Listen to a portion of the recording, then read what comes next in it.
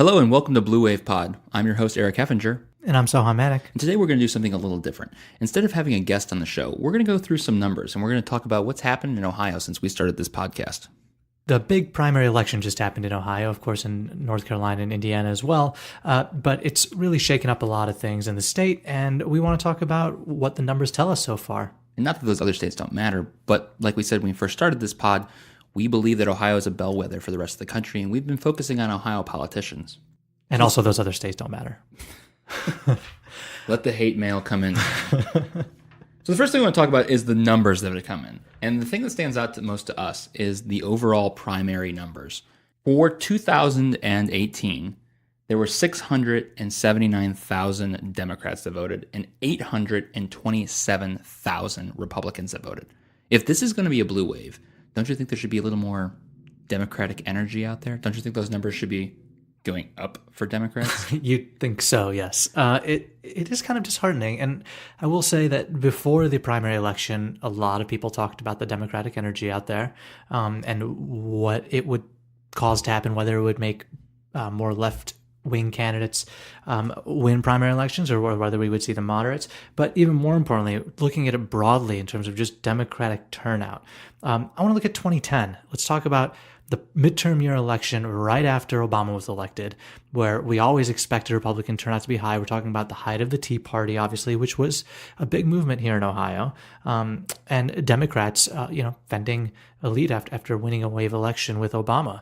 In that year, in the primary election, Republicans got about 868,000 votes, and Democrats got about 760,000 votes. So Democrats have dropped almost 80,000 votes since 2010.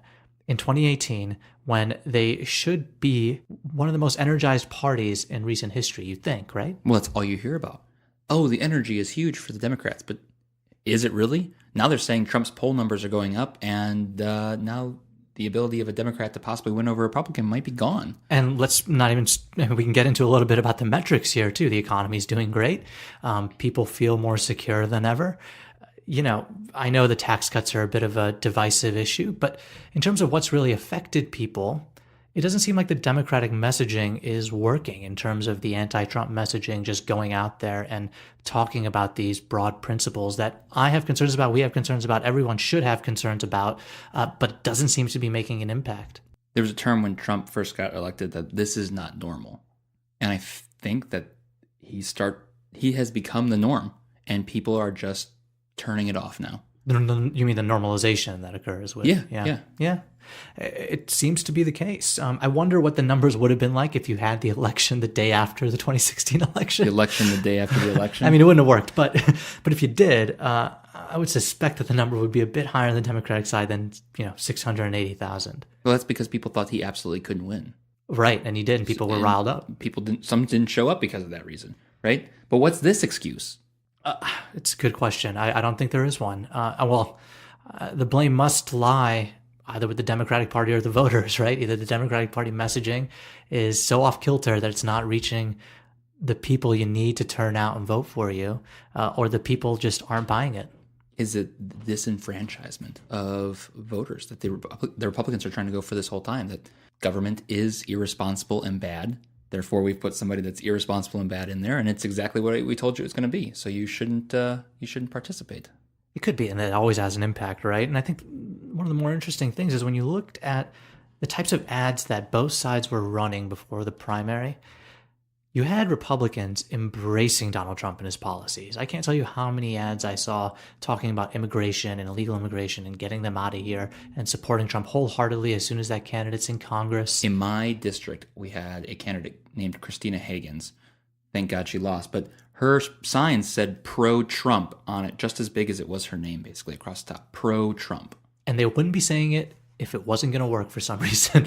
So that's the concern. Well, it didn't work for her, thank God. Well, it didn't work for her, but I mean, I think for a lot of candidates that did support him, they did win on the Republican side. And that's the problem for Democrats. I mean, and it gets to a deeper question of Ohio. I mean, it went for Obama in 2008 and 2012.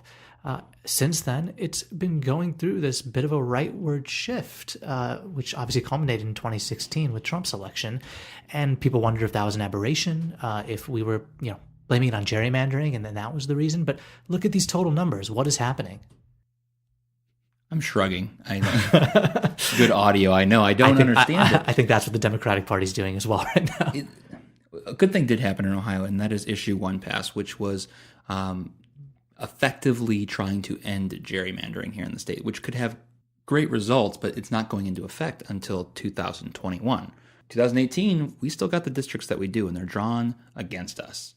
And that works on a district-by-district level, and I think that argument makes sense on why Democrats may not win the general election, right? And maybe have lower primary voters in specific districts. Statewide, what is the apathy here? It just seemed, and let's dive in a bit when we look at district by district, as we will in a second. But first, before we get there, we obviously had a couple statewide primaries as well. One of the big ones was the primary for the U.S. Senate seat, Sherrod Brown's seat. He's up for re-election. There were a lot of Republicans, and the two big ones, obviously being Jim Renacci and Mike Gibbons. And Jim Renacci won this. Big Trump supporter. Trump came out and endorsed him pretty wholeheartedly. He still didn't win 50% of the vote on the Republican side, which is pretty interesting that it was that competitive. And I know Senator Brown wasn't running against anyone. He's an incumbent. Still, look at the total numbers here, and it tells you a lot about the Democratic turnout. Sherrod Brown on the Democratic side, the primary, got about 600,000 votes, while the Republicans were able to draw out about 760,000 voters. And that's for a very tight Senate seat that is at risk. And I can't believe I'm saying that in this year of all years, we have a Senate seat at risk for the Democrats. But people don't vote in primaries for the most part. They don't. I mean, even though they say they care, majority of people did not even know that the primary was happening. Even though you see the signs out, it's just like oblivious to them. They think it's all about November. And that's absolutely true. But at the same time, there still seems to be more energy on the Republican side than the Democratic side, even in that smaller number. What is driving them, do you think? Well, based on the ads I saw and seems to be the messaging, it is sort of rally around the leader and we're going to get these things done and don't listen to the Washington establishment. That seems to be resonating. It really does. I never saw anybody run pro-Obama ads besides Obama. Obama loves Obama. Yeah, you're right. I don't see any pro-Pelosi ads right now either out there. Yeah, I don't know why. I guess, and it gets back to the whole Democrats being much more divided, I think, at the end of the day. I mean, we saw a lot this primary of people taking, the more left-leaning Bernie Sanders groups coming in and trying to win primaries. And a great example, I think, is the race for the Democratic nomination for governor, which people expected to be pretty close, I think, before the election between Richard Cordray and Dennis Kucinich. Turned out to be a blowout for Cordray. He won 67% to Kucinich's 23%. But that was supposed to be kind of a bellwether for how that more leftist Bernie wing was going to do. Granted, Cordray isn't sort of a moderate, I don't think I call him a moderate liberal. I know people tried to paint him as such during the primary. He's got Elizabeth Warren's full support. I mean, he's still pretty progressive, I would say. But it says a lot, generally, that the Democrats, while they're having that intra-party fight, still can't come close to the Republicans' numbers. Well, back to that primary for the Dems, if you went to Democratic meetings and you were very involved, obviously, with the Democratic Party, you knew everybody's name that was running. The Democrats that I know that aren't involved on a day-to-day basis or going out and campaigning, they just vote Democrat, had no idea who was running outside of Cordray. They heard his name because he had television ads. He had money. And that's all that seems to be to it. I mean, when we start jumping into each race here, and I literally looked up the winner of each race and how much money they raised, every single person that won, Republican or Democrat, except for two, and I'll talk about them in a second, they raised more money than everybody else. They were able to buy those ads. And it's all about ads. It really is. It's not about messaging, it seems like. It's about ads. Right. It seems to be. And not just TV ads, but online ads and getting your face in front of people. And that's a bit disheartening. I mean, it goes to show that people talked about post-election really getting that energy and going out there and starting a grassroots movement. It doesn't seem to be the case. It seems to be the case that you just need to sit. One of my friends who has been involved in a bit of work for Democrats says, the best advice I can give to anybody who's running is just sit in a dark room and call rich people for money. And that's how you win. It might absolutely be true. I mean, the only two that won their primaries was a Republican, Stephen Krause, who's running against Marcy Kaptur, the longest-serving woman in congressional history, and he only raised $6,465, and that was only $500 less than the opponent that he beat. So that seat is not contested. There's a reason why they're not raising money. The other one, the one that is kind of surprising, is Susan Palmer won in the Ohio 16th, and she raised $51,000, and her opponent raised $106,000. So she did half of what he did, and she still was able to win that one.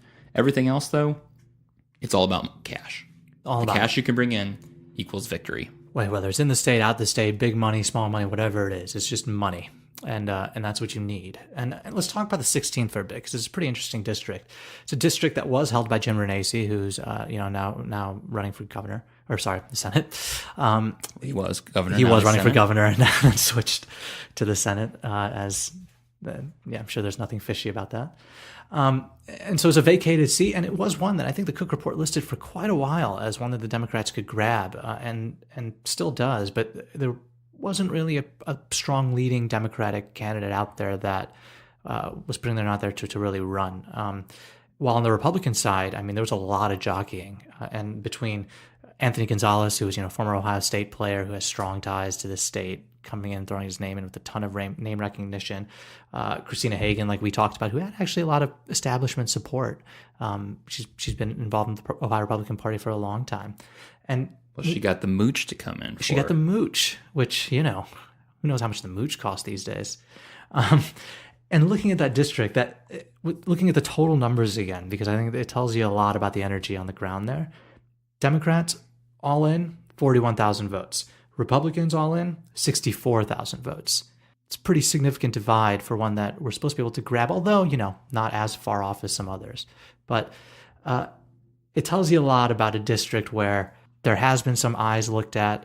Democrats were paying attention to what was happening, and yet still the Republican energy is higher than the Democratic energy. Yeah. Yeah. It's disheartening. I don't know that this wave is going to happen. I mean, is it still considered a wave if we just barely squeak by and take the House? I don't know. Yeah, sure. Well, I don't think it's a wave then. I think it's more of a... And it's still likely that we're going to take the House, just by the amount of seats that are open and the contested seats. I mean, I'm not saying it's going to happen for sure, but it's likely. Yeah, and I think part of the concern is the expectations are now that we will, and that can be a good and bad thing, right? I mean, it builds momentum, and it's nice that people think it's going to happen. It seems like every candidate we talk to wanted to be known as the underdog.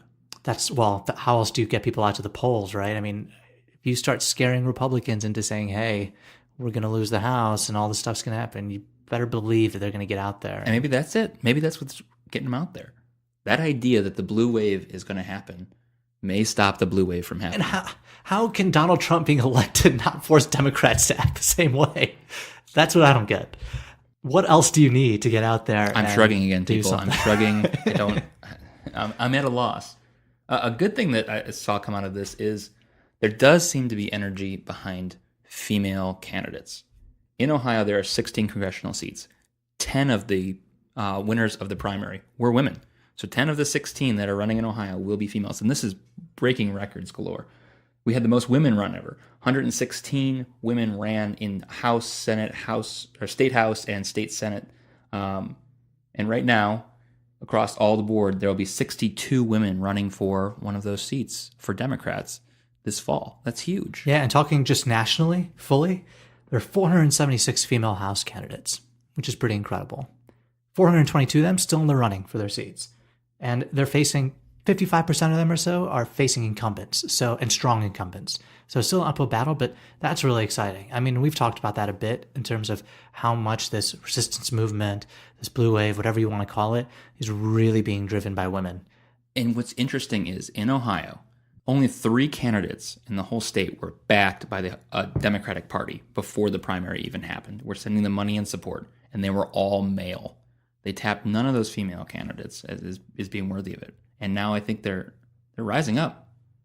Yeah, and a lot of that is actually started from the grassroots, more so, I think, than a lot of other candidates. I think female candidates kind of got together, really saw something was wrong, and started their own groups, and may not have had the most party support, may still not, but Democrats better get on board soon, because there's a lot of them out there. There's a lot of women out there running, and they need the support.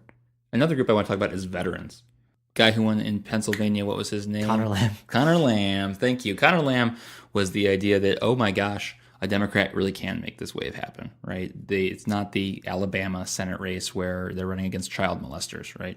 Yeah, but not to be the Debbie Downer here, but I will say it is a district that had more registered Democrats than Republicans. It was one that was historically Democratic, and it was one that, in this new sort of Trumpian wave, Republicans were able to take. So it is great that he won, and I think it showed that Democrats can compete in areas they used to compete in. But they better damn well have won that district. Otherwise, I think it would have showed a lot. And I think you're about to talk about how good of a candidate he was for that district. The money bringing in. Well, that too. It really is those veteran types can bring in the cash. We interviewed Ken Harbaugh on our first episode, and by leaps and bounds, he is your winner of the Ohio Democrats that is raising money. Raising money. Yeah, let's talk about that a bit. I mean, he's raised so far in this cycle $1.1 million. That's against Bob Gibbs about $500,000. Not to say that he's at an advantage yet, because Bob Gibbs came in with about $1.3, $1.4 million cash on hand, which helps a lot and somehow always seems to happen when you're a Republican.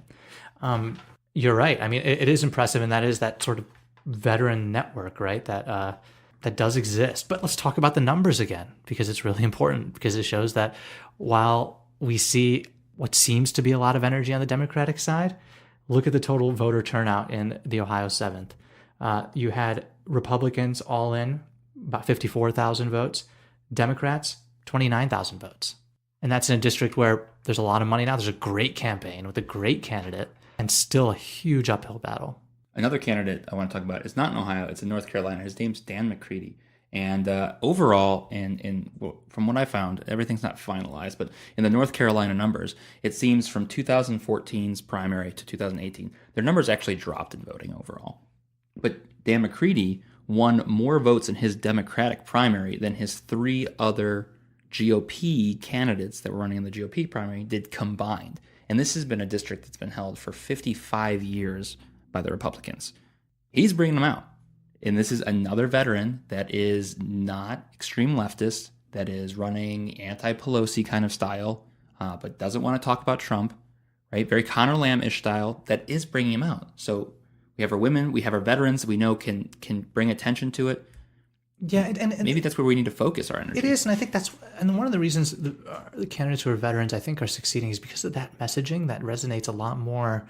We talk about Ken Harbaugh and his sort of country over party messaging, or the service above all, sort of bypassing the Democratic Party, really, saying I'm running as a Democrat, but this is for the country. This is service, is all not really having anything to do with Democrats as a party themselves. That seems to work in some places. Well, it goes back to original question then. What has got people going for the Democrats? What is getting them excited other than being anti-Trump? Adding to that, facing a side where they love the guy, they love his policies, and they are able to energize themselves and get out there and get him votes, and his candidates' votes, and his party votes. Democrats don't seem to be able to do that for some reason. Even Obama came in 2008, and then 2010, we all shot ourselves in the foot by us not getting the vote out there. Here we are again. We have a chance to change things. Can we get the voters out in a primary? And if it doesn't disturb you what's happening in this country, in Washington right now, what will?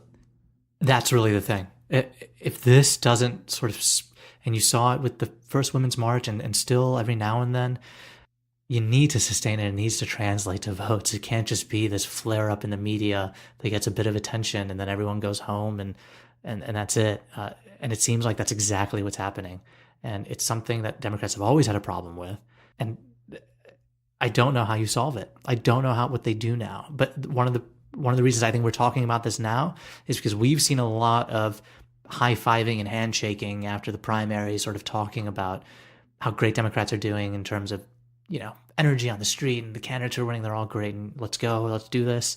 Yeah, we can talk about that all we want, but there's a bit of a warning here. We have to be careful in terms of getting ahead of ourselves, getting caught in our bubble with our own media, thinking that everything's going great, thinking that everyone is so mad at Trump and Of course, everyone's mad at Trump. How can they not be? Oh, this is going to be great. Wave election, woohoo, rah rah. It's not happening on the ground. Honestly, I see a lot more people tuning out. They don't know what the latest scandal in the Russia investigation is because it happens and changes every day that they're just like, oh, I'm sick of this. How can you not be really? Well, they tune off all politics then. Yeah. You know, I get it. I don't want to listen to it either, but it's also disheartening because if you're not paying attention to this, you're not going to be able to change it. So it's going to be an interesting about 5.5 months until Election Day. There's a lot of work Democrats need to do. We know this wasn't the most cheery episode of all time. We're doomed. But it's important. It's really important to talk about these things because we can't just get caught up in our own, little world where we're all anti-Trump and we hate him and let's just go out there. We need to work in a much different way and apparently donate money, like a lot of money. Door knocking is great, but everything that we see is you got the cash. And we talked with David Ferris with his book "It's Time to Fight Dirty" and sort of the things Democrats can do to fight dirty, and we talked about them in much more of an institutional way, packing the cord and creating new states and all that. I hate big money in politics too, but maybe we need just the biggest super PAC in the world to come in and just right now, because that's the way the system is built right now. Yeah, right. Yeah. So you've got to play the system as it is. In the future, do we want to change that? I do. Sure. Right? But as it is right now, we need some super PACs. We need some major rich donors to start jumping in and average citizens to start pouring their money into that too. It's the only way we can do it, maybe. I guess. We're not making any money off this show. I'll tell you that right now. That's true. And even though we were a little down on this one, I'm still very hopeful for what's about to come. And I think if you're listening to this, you probably are too. That's why you listen to Democratic Politics podcast. But just know it's not going to happen. It's not going to happen by itself. You really have to get out there, and we're going to be out there all this summer doing it too. So get out there, and we'll see you on the road.